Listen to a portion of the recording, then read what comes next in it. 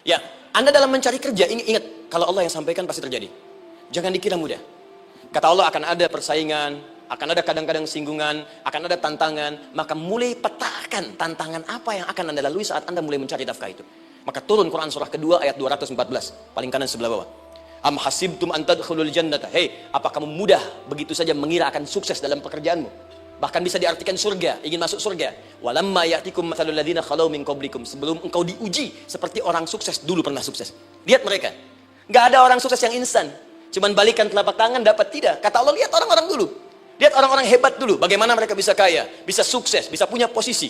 Masat umul ba'sa, petakan olehmu tantangan apa yang akan dihadapi saat engkau bekerja itu. Tidak mungkin setiap keringat yang keluar dari diri kita mustahil kecuali akan melahirkan manfaat yang kembali pada diri kita. Tantangan. Tapi yang paling dahsyat ini yang nggak ditemukan di sebagian referensi yang kita baca. Ketika Allah menjelaskan semua tahapan-tahapan tantangan ini sampai ke puncaknya zilzal. Zilzal itu kalau bahasa sekarang gempa. Ada ujian yang menggoncang hati kita. Ketika Anda kerjakan, ya Allah, tantangannya dahsyat. Kenapa mesti saya, ya Allah? Kau nggak selesai-selesai, ya Allah. Itu wajar, teman-teman. Itu biasa. Kata Allah, orang dulu saja mengatakan, mata nasrullah, kapan ini selesai? Berbahagialah kalau teman-teman sudah mendapatkan tantangan puncak yang paling tinggi ini. Ini artinya Allah sedang mempersiapkan Anda menjadi orang besar di kemudian hari.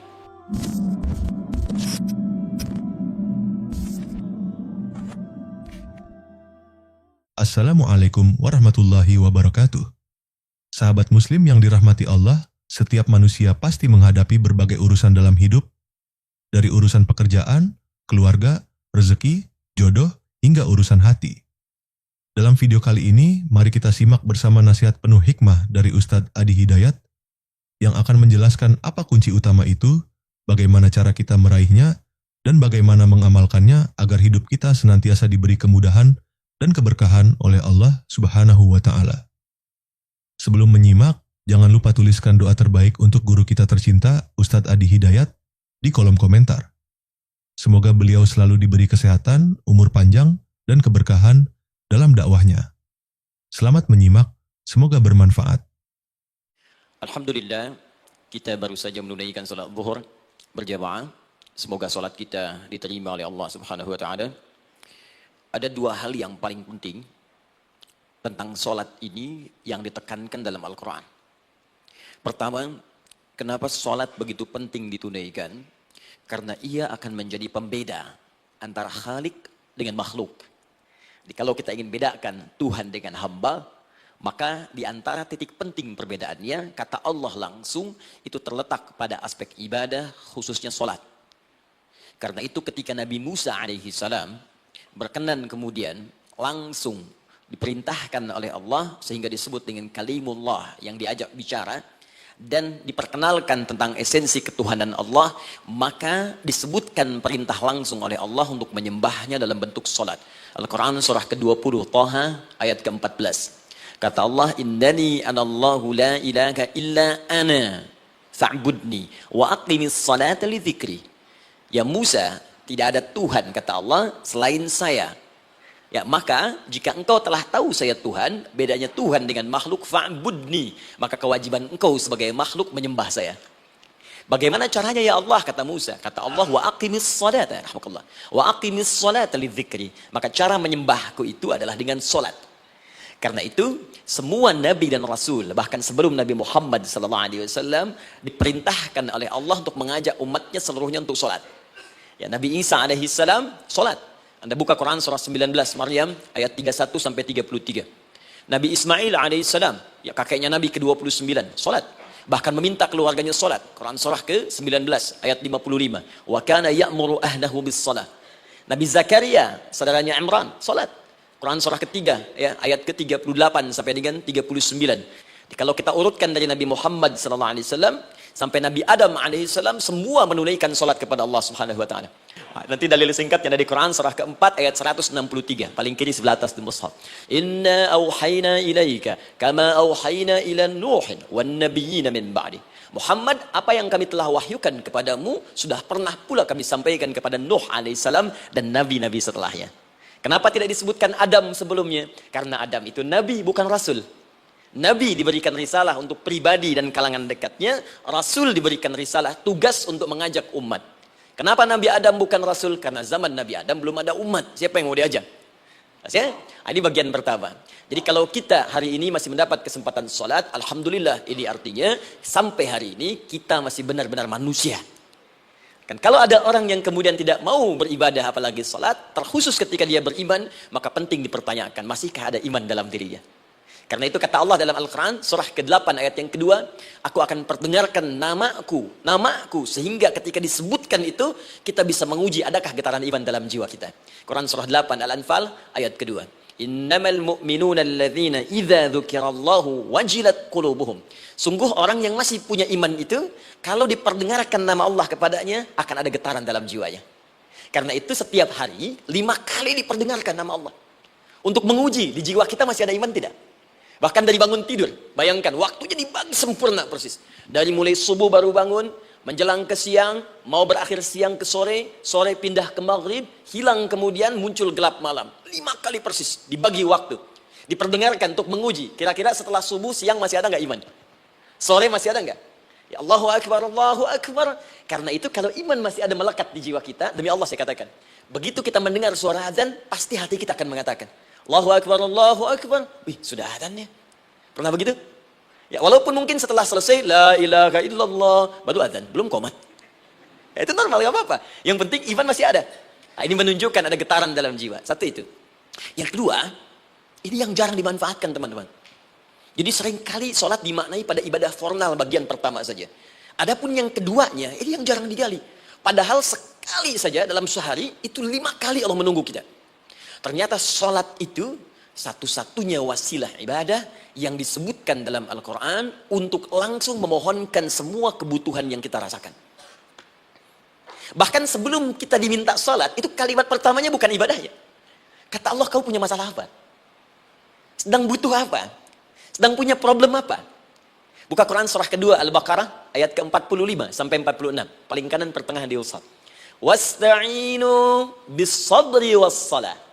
Perhatikan kalimatnya, indah sekali. Ya Allah menempatkan sholatnya bagian kedua. Kata Allah, wasta'inu, hei hambaku. Jika kalian punya persoalan dalam kehidupan, maka, perhatikan kalimatnya baik-baik, wasta'inu, mintakan solusinya kepadaku. Jadi kalau sedang punya masalah, bukan bikin status. Gak akan selesai. Sedang eksplorasi minyak, gak keluar-keluar, bikin status. Duh, susah sekali yang ngebornya.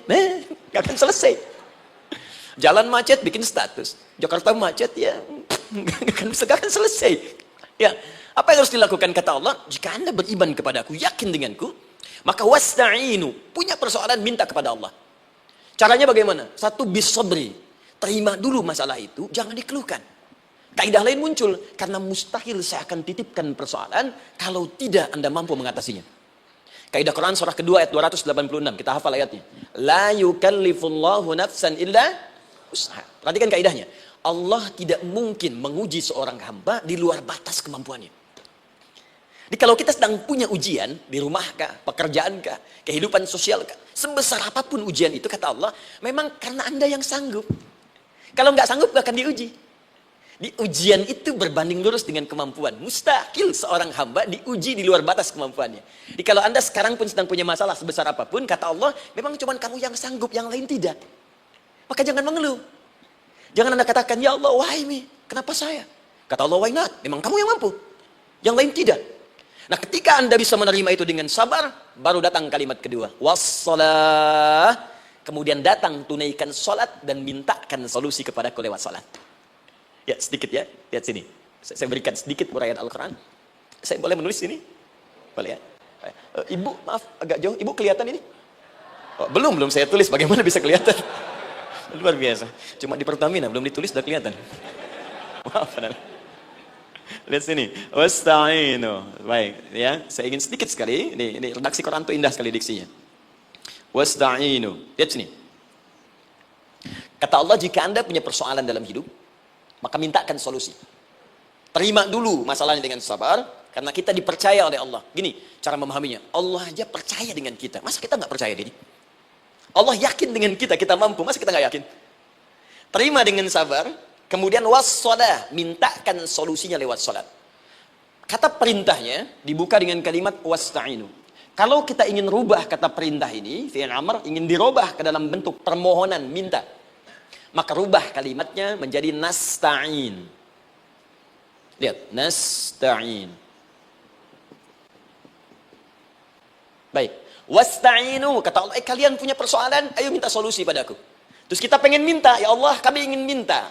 Maka dalam bahasa Arab, kalau kita ingin merubah kalimat ini ke dalam bentuk permintaan, kita katakan nasta'in.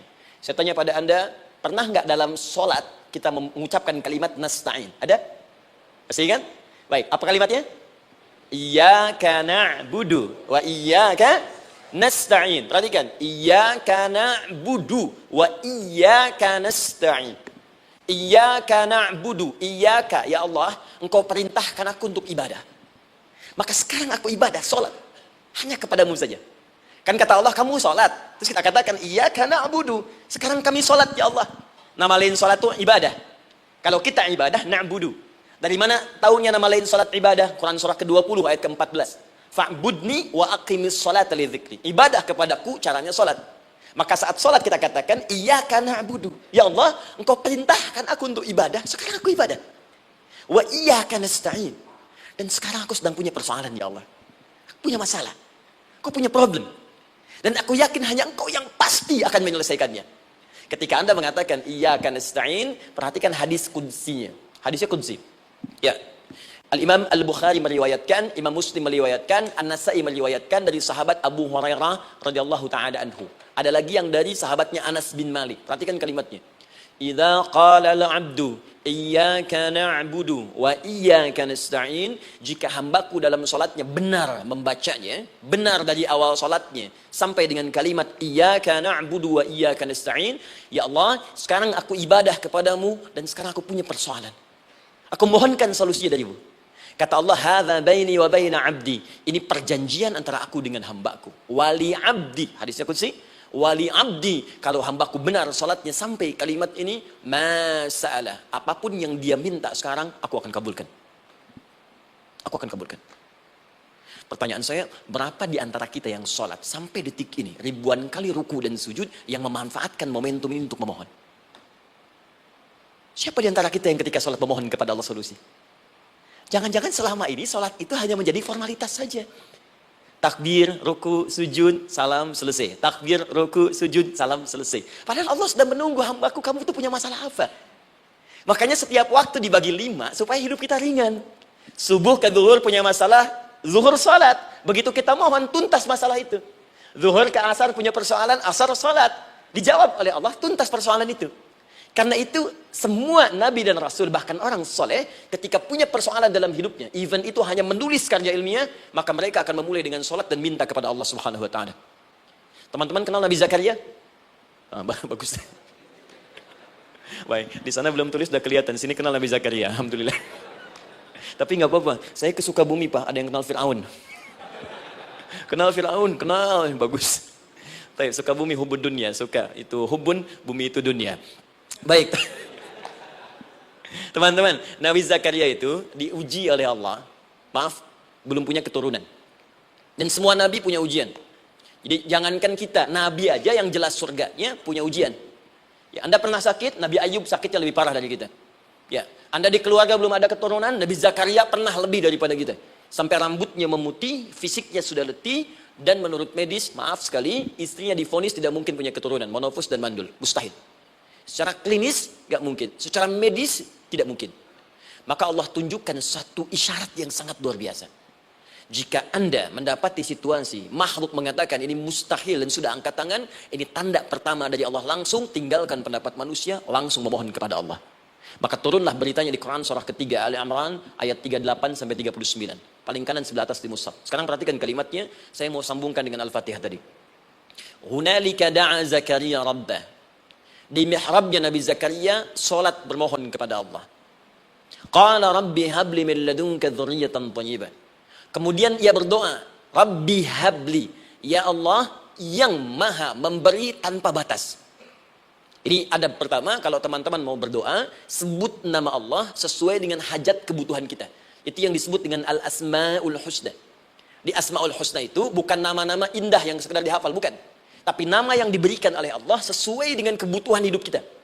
Dalilnya Quran surah ke-17 ayat 110. Ya, paling kanan sebelah atas di mushaf, ke pertengahan. Ya, kata Allah, "Qulid Allah." Jika Anda punya persoalan, sebut nama Allah. Allah, Awir Rahman atau Ar-Rahman. Ayyamma tad'u, tapi kalau Anda ingin spesifik meminta, falahul asmaul husna. Pilih nama Allah, ia punya nama-nama yang indah sesuai kebutuhan kita. Jadi kalau teman-teman misalnya minta kelancaran rezeki, sebut ya Allah ya Razzaq. Anak mau ujian, ya Allah ya Al-Alim. Di proyek misalnya ada hambatan, ada gangguan, ya Allah ya Al-Jabbar, ya Al-Malik. Ingin mudah mengatasi ujian, ya Allah ya Sabar. Minta. Ya, jangan semuanya disebutkan, nanti jadi beban. Ya Allahumma ya Rahman, ya Al-Malik, ya Al-Quddus, ya Sabar, gitu kan? Yang tadinya nggak punya masalah, jadi punya masalah, gitu kan? Pilih salah satu. Nah, jika Anda ingin memohon pada satu hal yang mustahil menurut manusia, maka minta dengan menyebut nama Allah yang memberi tanpa batas, mustahil di dalamnya. Nama Allah tersebut namanya Wahhab. Wahhab. Ya Allah, ya Wahhab. Al-Wahhab. Kalau kita rubah dalam bentuk permintaan, maka singkat kalimatnya dengan hab. Hab. Untuk sendiri habli, untuk banyakkan hablana. Rabbana hablana min azwajina wa dzurriyyatina qurrata a'yun. Nabi Zakaria minta karena sendiri yang mengalami situasi itu, maka beliau katakan, Rabbi habli. Ya Allah, habli min ladunka. Ya Allah yang tak punya batas dalam pemberian. Mereka mengatakan aku tak akan punya keturunan. Mereka mengatakan mustahil aku punya anak. Dan aku yakin kau memberi batas tanpa memberikan pemberian tanpa batas. Aku mohon darimu saja. Darimu saja. Dzurriyyatan thayyibah, keturunan-keturunan terbaik. Innaka sami'ud du'a. Engkau pasti mendengar doa saya. Kalau pada yang maha memohon saja, maha mendengar saja tidak mengabulkan, lantas kepada siapa lagi aku mesti minta? Tapi poinnya bukan itu. Poinnya adalah, ini disampaikan oleh Nabi Zakaria dalam keadaan sedang sholat. Mesti berdiri dalam sholatnya. Dalam bahasa Arab, berdiri disebut dengan qa'imun. Qa'im. Berdiri. Sedang sholat disebut dengan yusolli. Perhatikan ayat 39-nya. Fanadathul malaikatu wa huwa qa'imun yusolli fil mihrab. Maka seketika ketika doanya selesai dipanjatkan, sholatnya belum selesai. Doanya selesai dipanjatkan, seketika datang malaikat menyampaikan, kamu dapat kabar gembira, Anda akan punya anak, bahkan namanya langsung diberikan oleh Allah, Yahya. Artinya hidup. Yang mustahil menurut manusia, lahir dari rahim seorang perempuan yang divonis monofos dan mandul, kata Allah, bagiku yang gak ada yang mustahil. Jadi dan hidup dia. Kapan itu terjadi? Masih sholat dan belum selesai dalam sholatnya, dalam keadaan berdiri. Sekarang saya tanya Anda, kita membaca iyyaka na'budu wa iyyaka nasta'in dalam keadaan ruku atau sujud? Sujud. Berdiri. Berdiri teman-teman. Betul kan? Dalam keadaan berdiri. Saat baca Al-Fatihah. Iyyaka na'budu wa iyyaka. Saat kita mengatakan wa iyyaka nasta'in, Allah balik bertanya, apa yang kamu butuhkan? Nabi Zakaria itu sholat dulu, baru minta. Kita umat Nabi Muhammad karena keutamaan nabinya, sebelum sholat dah ditunggu. Butuh apa? Mau minta apa?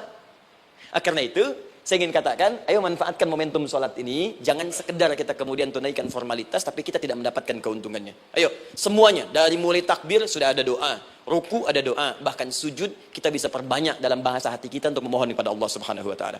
Jelas sampai di sini? Baik. Mudah-mudahan insya Allah doa kita dikabulkan oleh Allah Subhanahu Wa Taala.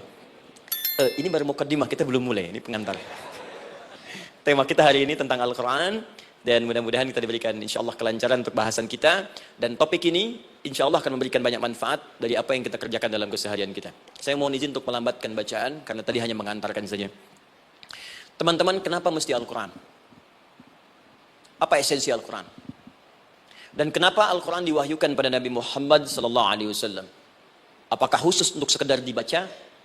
Atau ada satu nilai yang sangat penting, yang justru itu mengandung nilai mukjizat yang paling dalam dari Al-Quran? Yuk kita mulai dengan Al-Quran surah kedua Al-Baqarah ayat ke-38, paling kanan sebelah atas. Disambungkan dengan Quran surah kedua ayat 185, paling kiri pertengahan di mushaf. Quran surah kedua ayat 38 dengan Quran surah kedua ayat 185. Saya mulai dari kisah Nabi Adam, saya pelan-pelan. Nabi Adam saat diciptakan oleh Allah, kemudian diberikan informasi bahwa beliau akan bertugas di bumi, beraktivitas di bumi. Disampaikan di Quran surah kedua ayat 30, paling kiri sebelah atas.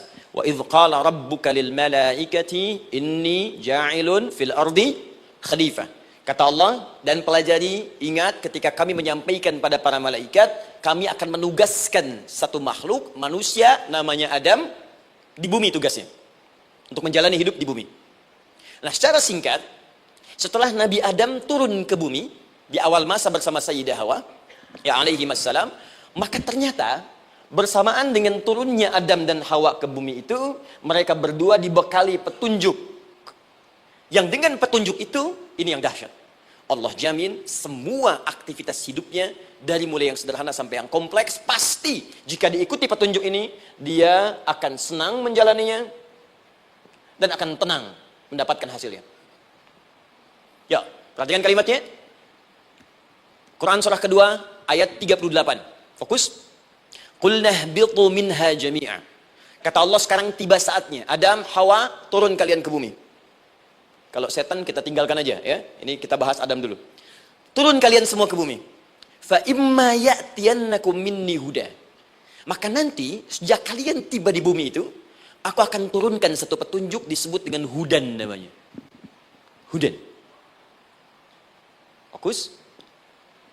Faman tabi'a hudaya, maka jika Anda dan keturunanmu mengikuti semua detil di petunjuk ini, fala khaufun 'alaihim wa lahum yahzanun, maka aku pastikan engkau dan seluruh keturunanmu akan menjalani hidup di muka bumi dengan tenang dan senang.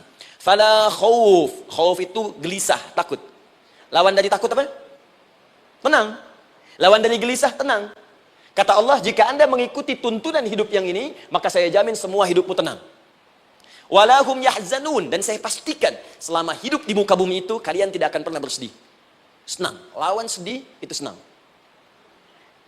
Jadi ternyata kita itu diminta tugas di bumi itu bukan untuk dipersulit. Jadi kalau ada yang hidup sampai saat ini sedih deh, di rumah tangga sedih, di kantor nggak tenang, pasti di antara poinnya bukan nggak mampu senang, tapi boleh jadi yang hidup ini tidak membaca petunjuk kehidupannya. Anda kerja di perusahaan, teman-teman ada yang di Pertamina, ada yang di yang lain. Kalau Anda nggak ikuti petunjuk, kan pekerjaan tidak akan berlangsung dengan nyaman kan? Kalau Anda nggak ikuti aturannya, bagaimana bisa mengerjakan petunjuk itu dengan nyaman? Maka apalagi hidup yang kompleks, kata Allah, sejak Adam saya turunkan, sudah ada petunjuk kehidupan. Saya namakan dengan hudan. Anda ikuti petunjuk ini, maka langsung jaminan dari Allah, semua yang Anda jalani dalam hidup, pasti saya jamin senang dan tenang. Petunjuk ini disebut apa? Hudan. Nah, agak cepat. Di setiap masa, Nabi Adam selesai hidupnya, generasi kemudian berkembang, datang lagi Nabi Nuh, sampai ke Nabi Muhammad SAW. Perhatikan baik-baik. Setiap berganti generasi akan turun hudan sesuai dengan kebutuhan masyarakatnya pada saat itu. Baik, Nabi Musa menerima kitab apa namanya? Nabi Musa, Taurat. Taurat disebut hudan dalam Al-Quran. Muncul Nabi Musa, kitabnya disebut Taurat. Perhatikan baik-baik. Tahukah teman-teman ketika Taurat disebutkan dalam Al-Quran? Buka Quran surah ke-17. Ya, ayat yang kedua. Wa ataina Musal kitaba, kami berikan kepada Musa kitab. Lihat, wa ja'alnahu hudan li bani Israil, dan kitab yang kami berikan itu yang disebut Taurat, Ali Imran ayat yang ketiga, wa anzalat Taurata wal Injil, kami berikan Taurat kepada Musa. Nah, saat Allah turunkan Taurat itu hudan li bani Israil, isi Taurat ini adalah petunjuk kehidupan khusus untuk Bani Israel saja, umatnya Musa. Jadi kalau umat Nabi Musa mengikuti petunjuk hudan, Taurat ini, kata Allah, saya jamin semua hidupnya tenang dengan senang. Nabi Isa turun Injil. Injil disebut hudan dalam Al-Quran. Dan yang terakhir, saya cepat karena waktu kita terbatas, ketika Allah menurunkan Nabi Muhammad SAW dan dipilih sebagai Rasul, maka saat yang bersamaan beliau pun diberikan petunjuk untuk umatnya. Dan dahsyatnya, petunjuk itu pun disebut dengan hudan. Buka Quran surah kedua, ayat 185. Syahrul Ramadan alladzi unzila fihi al-Quran. Di bulan Ramadan itu, kata Allah, saya turunkan Al-Quran. Kenapa saya turunkan Al-Quran? Hudal linnas. Saya jadikan Quran ini sebagai petunjuk, pedoman hidup linnas, bukan terbatas untuk satu komunitas, tapi untuk seluruh manusia sampai kehidupan berakhir. An-Nas disebutkan 241 kali dalam Al-Quran, menunjuk pada semua manusia tanpa kecuali. Ini bedanya Al-Quran dengan kitab sebelumnya. Taurat hanya untuk kalangan tertentu saja. Jadi selesai nabinya, selesai kitabnya. Injil hanya kalangan tertentu saja. Nabinya selesai, selesai kemudian misinya. Tapi Al-Quran tidak. Ini kalimat pertama langsung dari Allah, walaupun nabinya wafat, tapi karena Al-Qur'annya didesain oleh Allah untuk seluruh manusia sampai kehidupan berakhir, maka pasti Al-Qur'an itu di setiap masa akan mampu dijadikan pedoman dalam kehidupan. Nah, jadi prinsip pertama, ketika Allah menurunkan Al-Qur'an, sebenarnya tujuan utamanya bukan sekedar dibaca. Bukan. Tapi di dalamnya itu ada petunjuk hidup, Pak, Bu. Dan yang buat, yang menciptakan kita. Bukankah Anda kalau ingin memperbaiki sesuatu akan datang kepada penemunya, penciptanya? Anda punya handphone, ada masalah, kan datangnya ke counter handphone. Anda punya mobil, ada persoalan, bukankah datangnya ke dealer? Sekarang kita ingin tahu persoalan hidup kita. Ingin tahu gambaran hidup kita. Ingin tahu misi dan visi hidup kita. Kemana kita kemudian bertanya? Pada pencipta kita. Nah, kata Allah, ketika saya utus manusia pertama kali ke bumi, saya sudah turunkan bagaimana cara menjalani kehidupannya. Dan ternyata berita baiknya untuk kita diberikan oleh Allah satu petunjuk utuh, langsung disebutkan isinya, disebut dengan Al-Quran. Jadi dari Al-Fatihah sampai dengan An-Nas, dia bukan bacaan biasa. Semua di dalamnya ada petunjuk kehidupan kita dari mulai bahkan dalam kandungan sampai kita wafat kepada Allah Subhanahu wa taala. Kalau diikuti petunjuk ini, langsung turun jaminan dari Allah. Hidup kita pasti akan tenang dan nyaman. Saya bacakan cepat ya. Tapi nggak usah ditulis, nanti kalau teman-teman agak terlambat mengikutinya, Anda buka kembali rekamannya, Anda boleh runtutkan kembali. Saya baca cepat saja, dan ini insya Allah Anda hanya akan temukan dalam Al-Quran. Nanti saya berikan rahasia di akhir sebelum kita akhiri. Yuk, satu. Anda silahkan bandingkan dengan buku manapun, referensi manapun, Anda hanya akan temukan dalam Al-Quran. Dari sejak sebelum lahir, bagi perempuan yang tengah mengandung, langsung Allah berikan tuntunan bagaimana agar kandungan itu berjalan dengan sehat, nyaman, dan mudah ke persalinan. Quran surah ke-7 ayat 189. Perkembangannya bisa diamati dan dicek kemudian, ya baik ke dokter atau yang lain, nanti perkembangannya disebutkan di Quran surah ke-22 ayat ke-5. Dirinci lagi di Quran surah ke-23 ayat 11 dari 9 sampai dengan 13. Kemudian mulai terlahir, dari lahiran diberi petunjuk oleh Allah. Nih, berikan ASI, maksimal 2 tahun. Kalau ingin berhenti sebelum 2 tahun boleh, begini caranya. Quran surah kedua ayat 233. Dari sampai usia 2 tahun menjelang balik, kata Allah berikan 4 pendidikan dini. Ini turunannya, disebutkan 1, 2, 3, 4. Jika Anda ajarkan ini, maka anak ini akan tumbuh. 1, dekat dengan Allah. 2, dijamin taat pada orang tuanya. 3, dia akan baik dengan lingkungannya. Dan 4, dia akan bertahan dalam kebaikan sampai dia dewasa. Quran surah ke-31 ayat 13 sampai dengan 19. Usia 7 tahun, ya mulai dia balik misalnya, dia akan mulai belajar. Bagaimana cara belajar yang baik supaya cepat paham, gampang mengerti. Turun Quran surah ke-9 ayat 122. Amalannya di Quran surah 96 ayat yang pertama. Kemudian rinciannya diturunkan di Quran surah kedua ayat 282 di ujung ayatnya. Lalu bagaimana mencari sekolah yang bagus, majlis yang baik, guru-guru yang baik, diturunkan Quran surah ke-58 ayat ke-11. Dicontohkan tentang Maryam dan Nabi Isa alaihissalam di Quran surah ketiga ayat 35 sampai dengan 37. Naik lagi, dia mulai dewasa, ya, mulai bergaul, bahkan kadang-kadang merantau, punya tempat komunitas berbeda. Bagaimana supaya dia bergaul tidak terpengaruhi lingkungan yang tidak baik. Maaf ya, kadang-kadang ibu yang sudah mengandung, melahirkan, ayah mencari nafkah, tiba-tiba anak pergi bahkan ke kampus, ke sekolah, dapat teman yang gak bagus, pulang-pulang mengecewakan Anda. Dan bagaimana menemukan tempat-tempat yang baik untuk bisa menjaga perilaku anak ini? Ditemukan nanti di Quran surah ke-49 ayat ke-13-nya. Dirinci perkembangannya di Quran surah ke-12 Yusuf ayat 2 sampai dengan ayat 29-nya. Sampai ketika dia akan mulai kemudian menikah. Kata Allah, pilih pasangan yang baik dengan ta'aruf, berikan mahar yang sempurna. Quran surah ke-4 ayat ke-4. Kemudian dia mulai menikah. Kata Allah, sebelum menikah, pelajari dulu fikih nikah. Banyak orang yang menikah, tapi karena tidak belajar tentang persoalan rumah tangga, apa yang akan terjadi di rumah tangganya. Detil Pak, Bu. Kata Allah, ini, kalau kamu berbuat begini, akan ada miskomunikasi. Kalau ada miskomunikasi, persoalannya akan begini. Solusinya begini. Maka diturunkan dasarnya di Quran surah ke-30 ayat 21, detilnya di Quran surah ke-4 ayat 34 sampai dengan 35. Paling kiri sebelah atas sampai dengan ke tengahnya.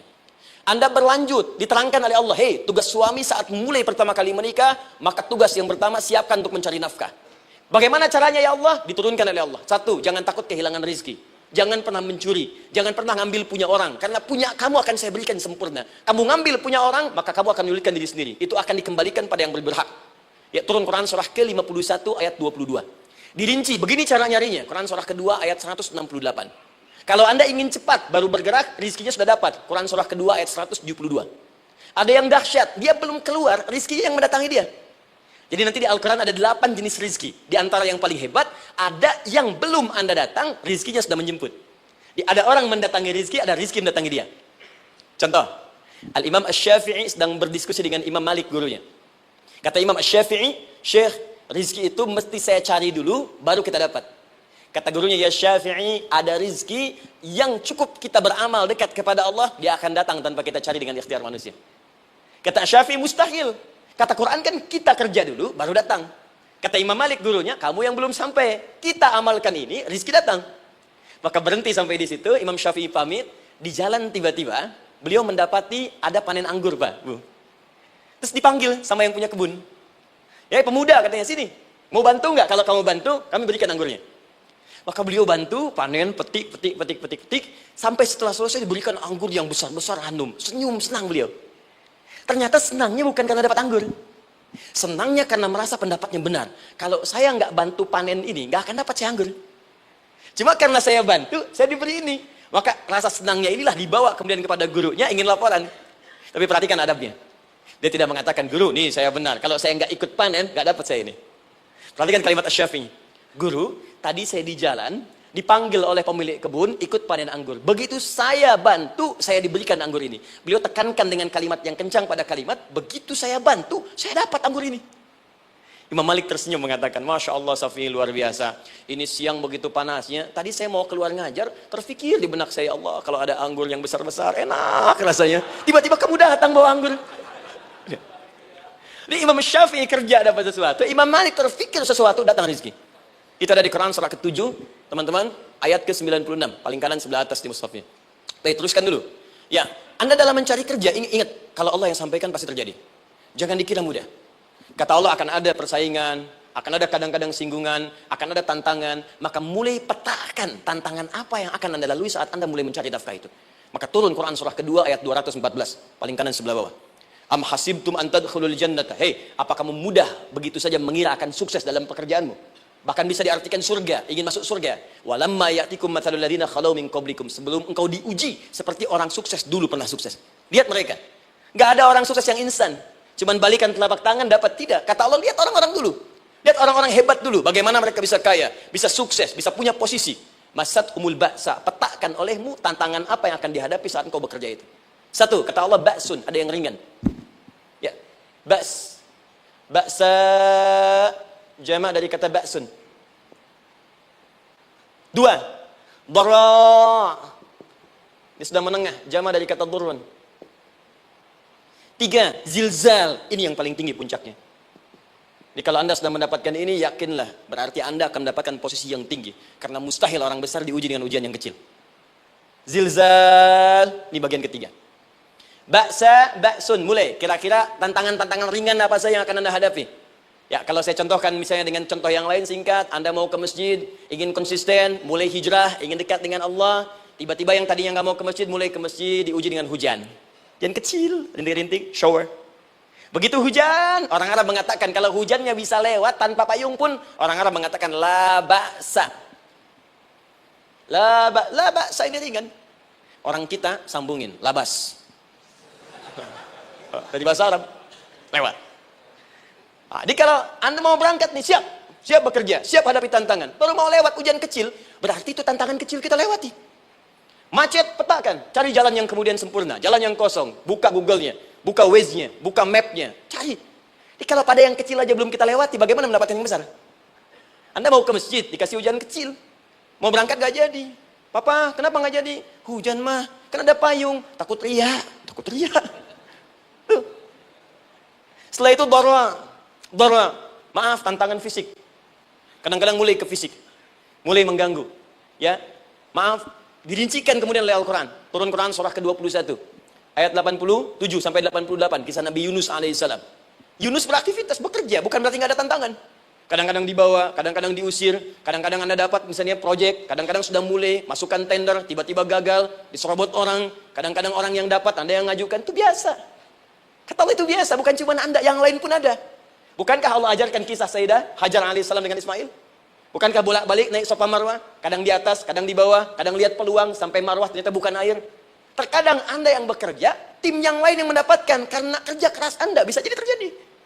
Bukankah yang kerja keras Hajar yang dapat Ismail? Mungkin Anda yang konsep, yang dapat minyaknya orang lain. Mungkin Anda yang kerjakan, yang suksesnya teman Anda, nggak ada masalah. Dan itu kemudian akan bermanfaat bagi Anda. Tidak mungkin. Setiap keringat yang keluar dari diri kita, mustahil. Kecuali akan melahirkan manfaat yang kembali pada diri kita. Tantangan. Tapi yang paling dahsyat, ini yang nggak ditemukan. Di sebagian referensi yang kita baca. Ketika Allah menjelaskan semua tahapan-tahapan tantangan ini, sampai ke puncaknya zilzal. Zilzal itu kalau bahasa sekarang gempa. Ada ujian yang menggoncang hati kita. Ketika Anda kerjakan, ya Allah, tantangannya dahsyat. Kenapa mesti saya, ya Allah? Kok nggak selesai-selesai, ya Allah? Itu wajar, teman-teman. Itu biasa. Kata Allah, orang dulu saja mengatakan, mata nasrullah, kapan ini selesai? Berbahagialah kalau teman-teman sudah mendapatkan tantangan puncak yang paling tinggi ini. Ini artinya, Allah sedang mempersiapkan Anda menjadi orang besar di kemudian hari. Dan cara mengatasinya, diturunkan Quran, surah ketiga, ayat 142. Paling kiri sebelah atas. Perhatikan dahsyatnya. Yang pertama diterangkan tantangannya, yang kedua dijelaskan cara mengatasinya.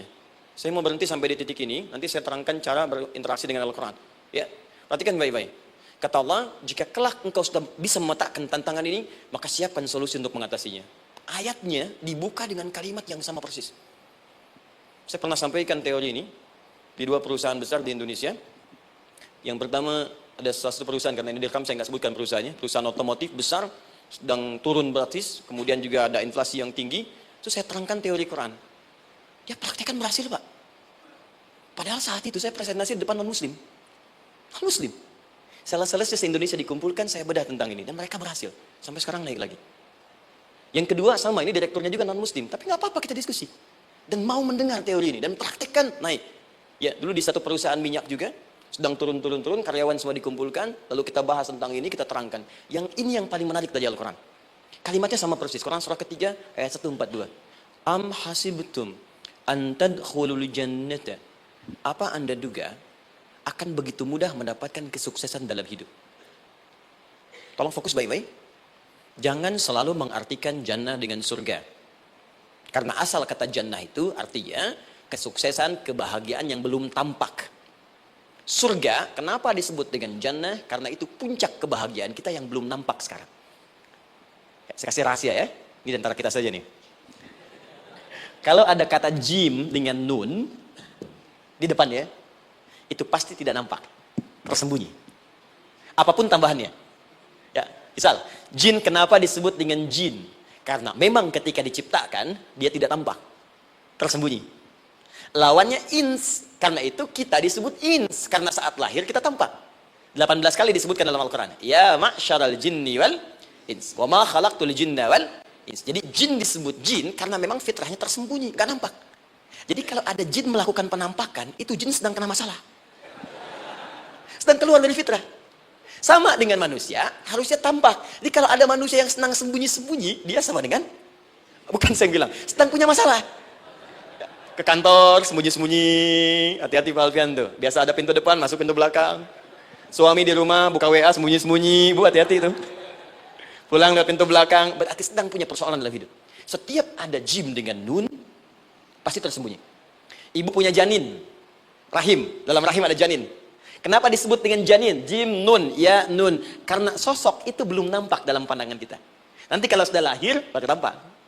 Jannah, kenapa disebut jannah? Karena belum tampak dalam pandangan kita. Nanti kelihatan. Karena itu dalam Al-Quran, kata jannah itu tidak dikhususkan dengan surga. Tidak dikhususkan dengan surga. Kadang-kadang menunjuk aspek kesuksesan yang belum tampak. Anda mau ngebor minyak, minyaknya belum tampak. Belum kelihatan. Anda mau kerja, ya hasilnya kan belum tampak. Baru ikhtiar sekarang. Karena itu orang Arab disebut kaya kalau mereka mendapatkan kebun yang tak tampak sebelumnya. Kebun anggur, bukan kurma, kalau kurma banyak. Kebun anggur, ada apel, ada jeruk, sampingnya ada sungai-sungai, disebut dengan jannah. Ya, kalau punya unta, nggak kaya di Arab, biasa. Karena yang kelihatan padang pasir, unta, hitam, merah, biasa. Tapi kalau sudah punya kebun anggur, yang sulit di padang pasir ada kebun, itu baru disebut kaya. Karena itu orang Arab kadang mengartikan jannah dengan aspek kesuksesan yang belum tampak. Diartikan dengan kebun anggur, kebun apel, dan macam-macamnya. Perhatikan, am hasibtum an tadkhulul jannah.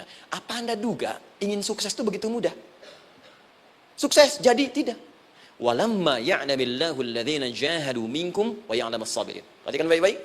Sebelum Allah memastikan pada diri Anda terdapat dua hal yang paling utama untuk mengatasi tantangan tadi.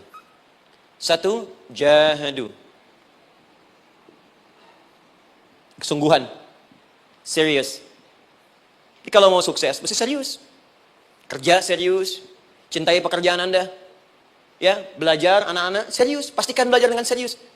Jangan cuma anak-anak duduk paling belakang, nggak pernah nanya, kadang ngantuk pulang, ujian, besoknya mau ujian baru belajar. Ya, sistem SKS, sistem kebut. Ya, kadang-kadang sejam, Bu, Pak. Saya pernah ada orang di luar ngadu waktu di Libya, Ustadz, gimana ini orang Indonesia? Kenapa? Saya belajar 3 bulan, besok mau ujian. Teman antum orang Indonesia pinjam catatan saya baru semalam, dia dapat 8, saya 7,5. Saya bilang, Anda belum tahu sistem SKS itu. Baik, ya. Tapi itu bukan solusi. Begitu ujian selesai, ilmu lupa. Itu poinnya. Jadi kalau hanya sekedar ilmu dipakai untuk ujian, pada prakteknya nggak akan terpakai. Ini banyak anak sekolah sekarang hanya belajar untuk ujian saja. Padahal kalau dipraktekkan, kadang kaitan dengan agama tinggi, Bu, Pak. Fisika itu dengan agama itu tinggi. Gaya F1 sama dengan F2, gaya gerak sama dengan gaya dorong. Gaya sedikit, maka keluarnya sedikit. Pukul kencang, bunyinya kencang. Imannya kalau kuat, amalan jadi banyak. Iman sedikit, amal pun sedikit. F berbanding lurus dengan P, hukum Pascal. Gaya berbanding lurus dengan tekanan. Masuk bab akhlak. Makin banyak gaya, makin banyak tertekan. Nah itulah. Gaji 5 juta, gaya 10 juta. Kan? Ini serius. Serius. Di divisi apapun Anda, saya 3 sepekan lalu lah. Takziah ke tempatnya yang Habibie, terus diminta tausiah di sana. Dan saya perhatikan beliau termasuk yang paling serius ketika diberikan tugas apapun. Gak pernah diberikan amanah, kecuali mencintai pekerjaan itu. Yang Habibie demikian. Ciri orang sukses itu serius. Tapi keseriusan itu, kata Allah petakan jadi 3 bagian lagi. Karena jahadu itu punya 3 turunan kata. 1, keseriusan merencanakan, disebut ijtihad namanya. Punya rencana. Mappingnya apa? Stepnya apa? Oke, Anda ingin kerjakan sebuah proyek, baik, proyeknya berlangsung berapa lama? Target kita apa? Jangka panjangnya, menengahnya, jangka pendeknya. Kemudian apa tantangan yang akan dihadapi di setiap tahapan-tahapannya? Selesaikan. Bahkan saking pentingnya tahap perencanaan ini, ditunjukkan oleh Allah langsung lewat sholat. Teman-teman masih ingat, sholat pertama yang kita kerjakan, setiap hari sholat apa namanya? Subuh. Apa artinya subuh? Tuh, ini masalahnya. Ini kata Al-Quran sendiri ya, kata Al-Quran sendiri. Nanti akan ditemukan orang yang ibadah tidak paham apa yang dikerjakan dan dilakukan dalam ibadahnya. Contoh sholat. Kata Allah akan ada orang sholat yang saat sholat tidak mengerti apa yang dia baca dan dia lakukan dalam sholatnya. Jujur tanyakan pada diri kita. Sampai detik ini, dari sekian ribuan kali ruku dan sujud, berapa persen bacaan sholat yang kita pahami? Jangan-jangan kita ruku tapi nggak ngerti yang dibaca. Sujud tak paham yang diungkapkan. Bagaimana bisa khusyuk? Mustahil. Maka kembali ke sini, kenapa sholat pertama itu disebut dengan subuh? Teman-teman, ternyata semua nama sholat dari subuh sampai isya, plus bacaan dan gerakan dari takbir sampai salam, itu bukan sekedar gerakan semata. Semua ada artinya, ada maknanya. Dan diajarkan oleh Nabi langsung. Subuh disebut dengan subuh. Ada 2 kata. 1, fajar, Quran surah ke-17 ayat 78. Inna Qur'an al-fajri kana mashhuda. Kedua, subuh di surat At-Takwir. Was-subhi idza an-naffas. Kenapa disebut fajar? Fajar itu pancaran positif, pancaran kebaikan. Jadi kalau yang baik disebut fajar. Kalau yang jelek disebut fujur. Fujur ada di Quran surah 91 ayat 7 sampai 8. Wa nafsi wa ma sawwaha fa'alhamaha fujuraha wa taqwaha. Fujur itu rambatan, gelombang buruk yang muncul dari nafsu. Ya, ditembuskan ke elemen tubuh kita. Misal gini. Tiba-tiba pengen marah. Ya, di tubuh kita mengatakan melotot, maka ini ada pancaran di hati kita nyambung kemudian ke mata. Ini rambatan dari sini ke mata disebut fujur namanya. Mau ke tangan pukul, masuk ke tangan. Itu rambatannya disebut fujur namanya. Ya. Yang baiknya disebut fajar. Ya, misal saya ingin sholat, tiba-tiba hati mengatakan sudah azan, merambat ke kaki, cepat melangkah. Cepat wudhu. Nah, itu rambatannya disebut fajar namanya. Atau infajar. Ini pasti ada, ya. Fujur nama lainnya nafsu. Disebutkan 115 kali dalam Al-Quran. Takwa, rambatan fajar, sumbernya takwa. Disebutkan 115 kali dalam Al-Quran. Di jiwa kita ada takwa, ada nafsu. Takwa yang dorong malaikat disebutkan 88 kali dalam Al-Quran.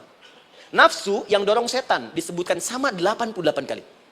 Di setiap Anda akan mengerjakan satu hal, pasti akan yang mendorong pada yang baik, akan mencegah dari yang baik itu nafsu. Pasti itu. Pak Alpian mau tanda tangan proyek. Tiba-tiba disodorkan, Pak, ini Pak. Kok begini proyeknya? Perbaiki, karena ada yang nggak beres. Tapi fee-nya lumayan Pak, 1 miliar. Nggak bisa, jiwa takwa mengatakan jangan terima Pak. Bapak mengatakan maaf, ini jari tahiyat, gak akan pernah dipakai maksiat, perbaiki, datang lagi. Ini Pak, kok sama? Fee-nya diperbaiki Pak, 100 miliar. Nafsunya mulai berkata, terima. Takwanya bilang, jangan. Akhirnya beliau katakan, tangan tahiyat nggak akan pernah dipakai maksiat. Tapi tunggu, saya istiqoroh dulu. Nah, waktunya, ini salatnya disebut fajar. Kenapa disebut fajar? Karena saat kita tidur, terus dengar suara azan, Allahu Akbar, maka memancar dari iman kita, rambatan untuk merespon suara itu. Bangun kita untuk menunaikan salat. Waktunya disebut subuh. Kenapa disebut subuh? Dari kata asbah. Asbah itu artinya yang siap dengan rencana. Ya orang Islam tuh nggak ada yang bangun dari tidurnya, kecuali punya rencana jelas yang akan dieksekusi dari itu. Makanya sebelum kita bekerja mengeksekusi itu, kita datang menghadap Allah. Supaya Allah berikan kemudahan di setiap aktivitas kita. Coba lihat manajemen Nabi. Bukankah sebelum tidur beliau istighfar dulu? Dirinci pekerjaannya. Dicatat yang akan dikerjakan besok. Istighfar 70 kali, 100 kali. Sehingga dengan istighfar saat tidurnya tenang. Coba kita biasakan. Ada yang baca Quran, ada yang istighfar. Kalau nggak percaya silahkan cek. Begitu Anda lakukan, tidurnya enak. Besoknya rencana itu sudah siap. Makanya ketika bangun, siap jam 7 mau kemana, jam 8 ada di mana, jam 12 kerjakan apa. Sebelum mengerjakan itu, datang kepada Allah, sujud, ya Allah, saya punya rencana ini tolong mudahkan. Begitu caranya. Itu yang disebut dengan subuh. Nah, sekarang kembalikan, peta hidup kita mau seperti apa ke depan? Ijtihad. Yang kedua, kalau sudah jelas konsepnya, visinya sudah ada, maka jihad. Yang kedua, jihad. Jihad itu eksekusinya, aksinya, actionnya, perjuangan fisiknya. Rencananya apa? Tahajud malam nanti. Bismillah. Jam berapa? 2:30. Baik, yuk kita mulai rencanakan. Eksekusi rencananya. Bagaimana cara kita bangun 2:30? Pasang alarm. Jam berapa alarm dipasang? 3 kali. Pertama 1:30, kedua 2:45, ketiga jam 2:04. Baik. Alarm pertama untuk mematikan alarm kedua. Alarm kedua matikan alarm ketiga. Ketiga siap-siap. Baik. Siap, bangun. Jihad. Oh, ini penting ya, jihad itu jangan dipersempit maknanya kepada situasi peperangan saja, tidak. Banyak jihad itu luas sekali medannya. Karena jihad itu perjuangan fisik. Dan maaf sekali, dalam konteks perang pun bukan menyerang orang. Tapi membela diri saat diserang. Di Islam itu bukan agama ekspansi. Cek di sejarah, nggak ada Islam menyerang. Yang ada itu membela diri saat diserang. Atau saat orang lain dizalimi dan kita diminta untuk terlibat, kita membantu. Ini bukan dalam konteks sekarang yang banyak dibincangkan, tembak orang, bom orang, nyerang orang, bukan. Itu waktu kejadian bom Tamrin itu pertama, saya di Lampung posisinya. Itu begitu meledak, duar. Pertanyaan pertama Pak di Majelis Taklim, Ustaz, apakah bom di Jalan Tamrin termasuk jihad fisabilillah? Saya bilang, Pak, sependek pengetahuan saya, jihad fisabilillah itu jihad di jalan Allah, bukan di Jalan Tamrin. Kaidahnya beda. Nah, misal mencari nafkah itu jihad. Cari nafkah jihad. Quran surah keempat ayat 34, paling kiri sebelah atas. Tugas pertama ketika menikah, kata Allah, ar-rijalu qawwamuna 'alan nisa. Setiap lelaki itu diminta oleh Allah untuk mengatur bagian rumah tangganya. Jadi pemimpin di rumah tangganya. Ya bima faddalallahu ba'dahum 'ala ba'din, karena diberikan kemampuan untuk memimpin. Di pemimpin itu ada di suami. Dan ciri khas pemimpin, Bu, biasanya ciri khas pemimpin apa, Bu? Bukan tegas, bukan. Ciri khas pemimpin itu tidak mau dipimpin. Makanya kalau ada sesuatu, masukkan lewat usulan, jangan beri saran. Kalau saran susah, itu pemimpin. Baik, tapi yang paling luar biasa kata Allah, perhatikan kalimatnya indah sekali. Wa bima anfaqu min amwalihim. Saya berikan tugas untuk mencari nafkah. Ketika seorang lelaki bertugas mencari nafkah, ingat ya, konteks apapun, kalau perempuan nanti bekerja bukan nafkah poinnya. Bisa hobi, ya, bisa aktivitas, tapi nafkah kalau sudah menikah itu ada pada suami. Perempuan tidak. Kalaupun tidak dilarang perempuan bekerja, tidak. Sayyidah Aisyah mengajar, ada yang para sahabiah jadi perawat, ada yang pengajar. Banyak dulu sahabat Nabi yang perempuan mengajar. Ya, kan ada pelajaran-pelajaran khusus perempuan. Ya, ada bagian perawat, ada dokter. Ini kan yang ngandung perempuan, masa yang periksa laki-laki? Ya, ada bagian perempuan tertentu. Itu silahkan bekerja boleh, tapi nafkah laki-laki. Begitu lelaki meniatkan pekerjaannya karena Allah untuk mencari nafkah, itu setiap langkahnya jihad fisabilillah. Wafat, syahid. Maaf ya, apakah selama Anda bekerja sudah diniatkan ibadah? Jangan-jangan cuma kerja aja. Kalau cuma kerja, apa bedanya Anda dengan yang belum beriman? Anda wafat juga. Kerja di gedung yang sama, berangkat menemukan kemacetan yang sama. Apa bedanya iman kita dengan yang lain? Satu, kita pasti wafat, pasti pulang. Dan kita nggak bisa pilih, ya nggak bisa pilih. Antum bisa duluan, saya belakangan mungkin. Atau ditukar, saya belakangan, Anda duluan mungkin. Atau memang saya bisa duluan, ya duluan menyolati Anda. Oke, paham ya? Jadi ibu di rumah jihad, Bu, pada anak, perawat, mengandung tuh sudah jihad. Jadi kalau wafat dalam proses saya melahirkan atau sedang mengandung itu syahid. Itu jelas nggak ada perbedaan pendapat. Anak-anak yang sekolah niatkan ibadah, Bu, Pak. Mohon maaf ya, mesti ada bedanya. Iman kita di rumah, mesti itu terpancar kepada anak-anak. Ajarkan mereka sekolah yang baik. Pilih sekolah yang mengajarkan sholat, mengajarkan baca Quran. Sekarang banyak kok. Fisikanya bagus, Qurannya bagus. Kimianya bagus, sholatnya juga bagus. Cari. Kalau bisa dunianya bagus, akhirat bagus, kenapa hanya pilih dunia saja? Siapkan. Itu jihad. Terakhir, tidak mudah mengeksekusi ini. Pasti ada tantangan yang ketiga. Namanya mujahadah. Mujahadah. Tantangan mengatasi gejolak jiwa. Kadang-kadang malas, capek, ya belum eksekusi dilakukan, sudah berdebat pada yang tidak penting, sehingga tidak menghasilkan kesimpulan, ragu-ragu, khawatir, maka atasi semua itu. Turun Quran surah kedua ayat 216. Kutiba alaikumul qitalu wa huwa kurhul lakum. Kalau engkau sedang tidak nyaman, maka perangi ketidaknyamanan itu jika engkau ingin mendapatkan kesuksesan yang telah engkau cita-citakan. Asa an takrahu syai'an fa huwa khairul lakum. Boleh jadi apa yang engkau tidak rasakan sekarang, engkau rasakan gak enak, gak nyaman, di balik itu Allah sedang siapkan sesuatu yang lebih baik untukmu. Wa asa an tuhibbu syai'an fa huwa syarrul lakum. Mungkin yang engkau harap-harap sekarang, boleh jadi itu belum baik untukmu sekarang. Allahu ya'lamu wa antum la ta'lamun. Karena Allah lebih tahu masa depan, engkau pikiranmu pendek sampai di sini saja.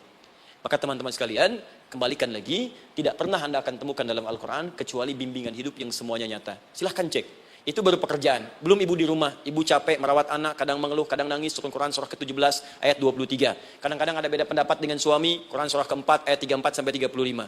Masalah kondangan saja Pak, bisa beda pendapat. Ya.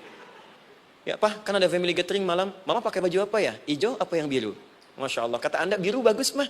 Kata Mama kayaknya hijau deh Pak. Tuh. Nanya tapi udah punya jawaban. Ya, bagus kalau dipakai, begitu keluar kuning. Naik lagi, Anda udah 40 tahun, anak masih ada, turun Quran surah ke-46 ayat 15. Kemudian naik lagi sampai Anda sepuh, sampai kembali ke keadaan tidak normal seperti anak-anak lagi, Quran surah ke-22 ayat ke-5. Sampai ada amalan, kalau Anda jangan kira Anda akan hidup selamanya, Anda pasti wafat. Quran surah ke-3 ayat 185. Bahkan diajarkan kalau wafatnya ingin enak, begini caranya. Pelajari Pak, jangan cuma dunia, kita akan meninggal. Ini ada di Quran, kalau pengen meninggalnya enak, begini caranya. Ya kalau nggak percaya silahkan amalkan, nanti kita akan lihat di akhir. Ya. Betul akan kelihatan. Quran surah ke-89 ayat 27 sampai 30. Kalau kalian nggak pelajari ini, silakan kata Allah, saya berikan yang ini yang kedua sampai dipukulin malaikat. Quran surah ke-8 ayat ke-50. Sampai di alam kubur dijelaskan, kalau nanti Anda wafat, Anda pindah ke alam kubur, kalau ingin di kuburnya terang, nyaman, banyak rezekinya, lakukan amalan Quran surah ke-3 ayat 169 sampai 172. Tapi kalau Anda abai, Anda akan seperti Firaun dulu. Setiap pagi sampai petang ditampakkan neraka. Quran surah ke-40 teman-teman sekalian disampaikan oleh Allah langsung ya dari ayat 45 sampai 46 ya. Sampai terjadi kiamat disampaikan Quran surah ke-75. Sampai dihisab, ada yang masuk surga tanpa hisab. Quran surah kedua ayat 25. Ada yang masuk neraka tanpa hisab. Ada. Kan yang kita tahu surga aja. Masuk neraka tanpa hisab ada. Quran surah 18 ayat 99 sampai dengan 100. Sampai disebutkan surga yang paling indah nomor 1 bersama Nabi dan orang-orang soleh. Jadi kalau Anda masuk sini, tetangga Anda semua Nabi. Ya depannya Nabi Ibrahim, belakangnya Nabi Musa misalnya, samping kirinya Nabi Yusuf, ya, samping kanannya Nabi Muhammad SAW. Itu cuma 3 golongan. Orang soleh, para syuhada, orang-orang jujur dalam kehidupan dunianya. Jadi kalau Anda jadi pekerja yang jujur, taat kepada Allah, Anda berpotensi masuk surga bersama semua Nabi dan Rasul yang pernah diutus. Ya. Baik itu ada di Quran surah keempat ayat ke-69. Ada yang kedua di taman surga, Quran surah ke-51 ayat 15 sampai dengan 18. Ada yang surga seluas langit dan bumi, Quran surah ketiga ayat 133 sampai 134. Ada yang neraka yang biasa, ya, sebiasa-biasa nerakanya kebakar juga. Quran surah 4 ayat 56. Tingkat paling tinggi neraka jahanam untuk 2 golongan. Munafik, ingat, munafik dan kafir. Jadi kalau Anda pun muslim, jauhi perbuatan munafik. Karena munafik akan mengantarkan langsung ke dalam neraka jahanam. Quran surah keempat ayat 140. Mana yang tidak ada? Mana yang nggak ada di Quran? Semua ada. Bisnis ada, ya birokrasi ada, diplomasi ada, mengajar ada, ilmu ada. Karena itu saya mau tutup, jika kita ingin benar mengeluarkan petunjuk ini, seperti orang dulu pernah melakukannya, maka kata Allah, melalui lisan Rasulullah, turun Quran surah ke-29 ayat ke-45. Satu ini aja kita kerjakan, insya Allah ini akan beda kita rasakan. Utslu ma uhya ilaika minal kitab. Jika kalian kemudian hidup di muka bumi, maka keluarkanlah bimbingan dari Al-Quran sesuai dengan kebutuhan kita secara tematik. Utslu itu dari kata tilawah. Tilawah itu baca, pahami, amalkan. Karena itu setiap kita baca Al-Quran, di sampingnya pasti ada yang menerjemahkan supaya kita paham. Betul kan? Ketika ada yang baca Al-Quran, di sampingnya ada siapa? Ya, sari tilawah kan? Baik, sari tilawah itu bahasa Indonesia. Ya, sari, sebetulnya tilawah saja. Tapi mungkin saat yang menerjemahkan dulu pertama di Indonesia namanya Bu Sari. Karena itu disebut sari tilawah. Ya, kalau Adi mungkin ada tilawah gitu kan. Nah, jadi teman-teman caranya begini, Anda keluarkan sesuai kebutuhan. Enggak semua ayat Quran mesti kita kaji. Kalau mau dari awal dari akhir, bagus. Kalau baca silahkan. Hatamkan, Nabi juga hatamkan. Tapi kalau Anda ingin ambil sesuai passion kita. Anda pebisnis, kenapa enggak mengeluarkan ayat bisnis di Quran? Teman-teman yang diperminyakan, keluarkan ayat-ayatnya ada. Quran surah At-Tur, surah 52 itu. Keluarkan. Ya, wal bahrul masjur. Dan jika Anda akan melakukan eksplorasi di laut, carilah laut yang punya. Nih, kualifikasi begini. Yang di bawahnya ada endapan tanah yang melahirkan api, kata Allah tuh. Itu potensial ada minyaknya. Kalau yang kerja di batu bara, turun Quran surah Fatir, surah 35, ayat 27 sampai 29. Ini jenisnya. Ada yang kelihatan dari jauh, ada yang harus digali, ada yang kelihatan dari jauhnya kelihatan hijau, ada kelihatan menghitam. Disebutkan langsung. Ada. Kenapa nggak Anda turunkan dalam bentuk-bentuk tematik yang itu bagian kita? Ada yang pokok, ada yang spesifik. Yang pokok tentang sholat, karena semua orang sholat. Tentang ayah. Anda jadi ayah berapa tahun? Kenapa nggak dikeluarkan di Quran ayat-ayat tentang ayah? Kenapa nggak dikeluarkan di Quran ayat-ayat tentang ibu? Jangan jauh-jauh dulu bicaranya. Tentang belajar. Nah, nanti eksekusinya, kalau mau cepat, buka kitabnya Al-Imam Al-Bukhari. Ada kitab hadis, saya akhiri, yang dikarang oleh Al-Imam Al-Bukhari dan sangat populer. Apa nama kitabnya? Al-Jami As-Sahih Al-Musnad Al-Mukhtasar min umuri Rasulillahi sallallahu alaihi wasallam wa sunanihi wa ayyami. Itu namanya. Ayo ulangi.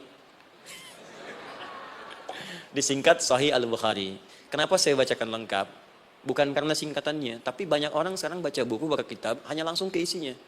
Padahal setiap ulama ketika menuliskan judul kitabnya, itu pasti ada petunjuk di dalamnya. Kata Imam Al-Bukhari, Al-Jami As-Sahih. Kitab ini saya buat sebagai petunjuk umum miniatur kehidupan Nabi yang bisa kita ambil hikmahnya sekarang. Jadi kalau kita pengen tahu bimbingan Nabi di masa lalu, supaya kita terapkan sekarang, buka kitab saya ini.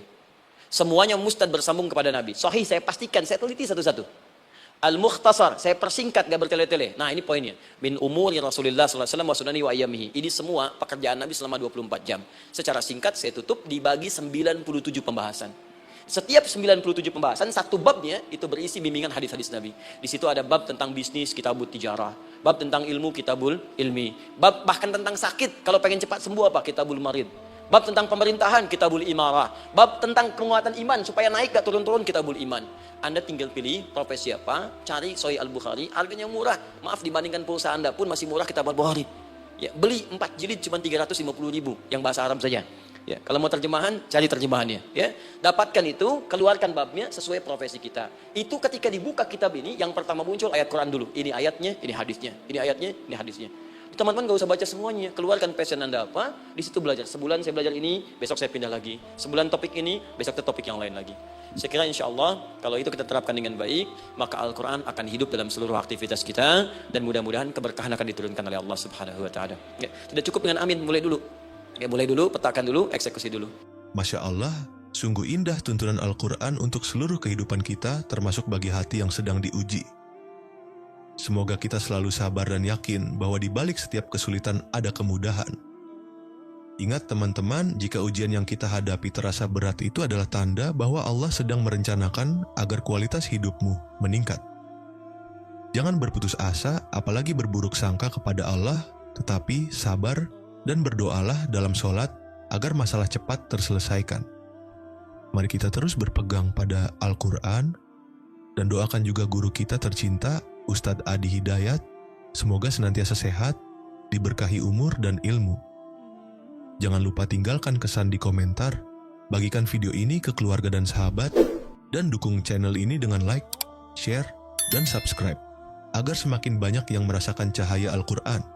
Wassalamualaikum warahmatullahi wabarakatuh.